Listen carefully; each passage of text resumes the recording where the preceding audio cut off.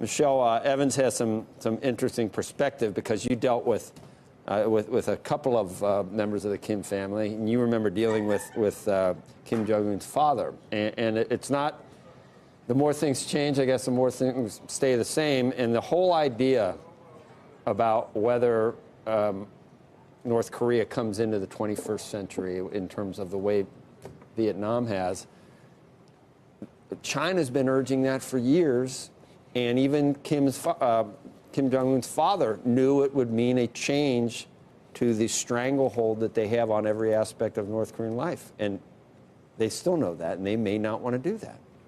Or he may not want to do that. I don't think he does want to do that. The Chinese and others have been pressing the North Koreans for decades to implement reform and opening Chinese style. Back in the Clinton administration, I was one of the architects of the incentive packages that we used to offer to the North Koreans. There's an eerie resemblance today to what we were doing back then, offering them a brighter future for their people, offering them opportunities to bring them into the 21st century, all of the things that you just referred to. The North Koreans studied Chinese economic reform. They studied Vietnamese economic reform, which we also tried to sell to them as a model. And they said, thank you very much. We're not going there. We're not going there because of the impact it would likely have on their ability to centrally and in an authoritarian way control their country and control their people. And they were not willing to let their guard down. It's not even the regime, it's the Kim family. It's the Kim family, precisely, precisely. So one family and their wishes to be... Exactly. So many people today are saying that the North Koreans just need to be shown the path to the future. If we give them examples of economic success, they will go down that path. They know these examples. They've studied them. They've chosen. And they have chosen not to. And in a certain sense, it's a prudent and pragmatic decision for them because of their desire to survive.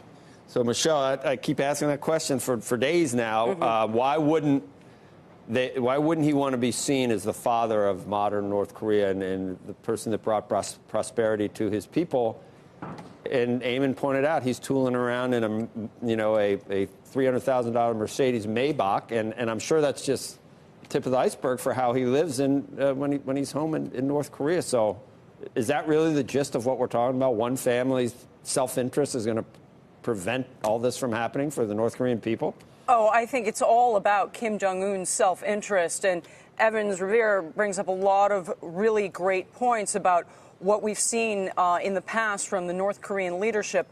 I just wonder if, as time has evolved, the Chinese model and the Vietnam model might be something that they're more willing to look at now, or Kim Jong-un may be more willing to look at now. One, because he's not his father, he's not his grandfather. Two, there's a lot more time that has passed where the Trump administration can say, don't worry, see, you can still stay in power even if you do economic reforms.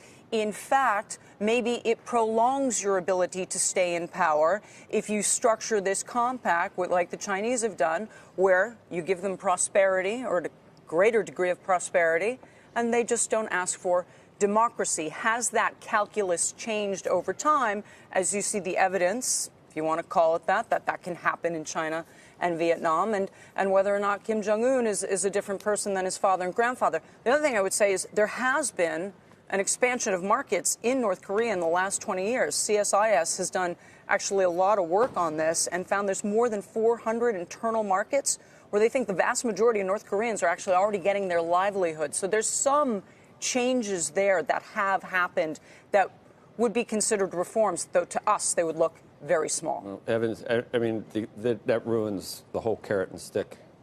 I don't want a carrot anyway. I think it should be a Cinnabon and stick. You know what I mean? I mean, that I would, wouldn't you? For a Cinnabon, you do just, but so if what carrot what do we got to use, a stick then?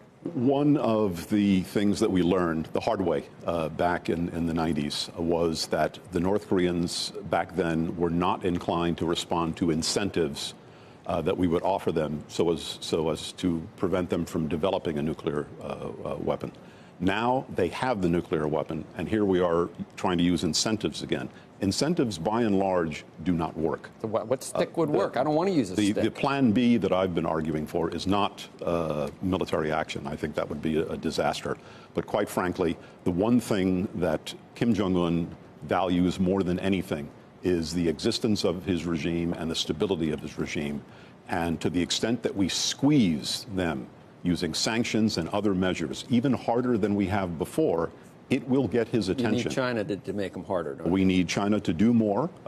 We need the international community to do more. We need to exercise more leadership. Do you buy, Steve Schwartzman, Becky had a great interview with in the 6 o'clock hour, made the comment that he thought this was actually going to bring China and the U.S. closer together, as opposed to North Korea and China closer together. As the Chinese look at this breakdown, I wouldn't quite call it a breakdown. This is a major bump in the road, and this could be problematic. But as the Chinese look at our options and think that we may be going back down a harder path with North Korea, they may respond by putting a little bit more heat on the North Koreans, and that could be a good thing. You're positive about the president's efforts to engage, or? I have long been an advocate of engaging with the North Koreans at the highest level in order to get them to make the strategic decision. Yeah. I have been arguing now for about the last 3 or 4 months that they have made that decision, and it is a decision to keep their nuclear weapons. And I think the president got a full dose of that yesterday.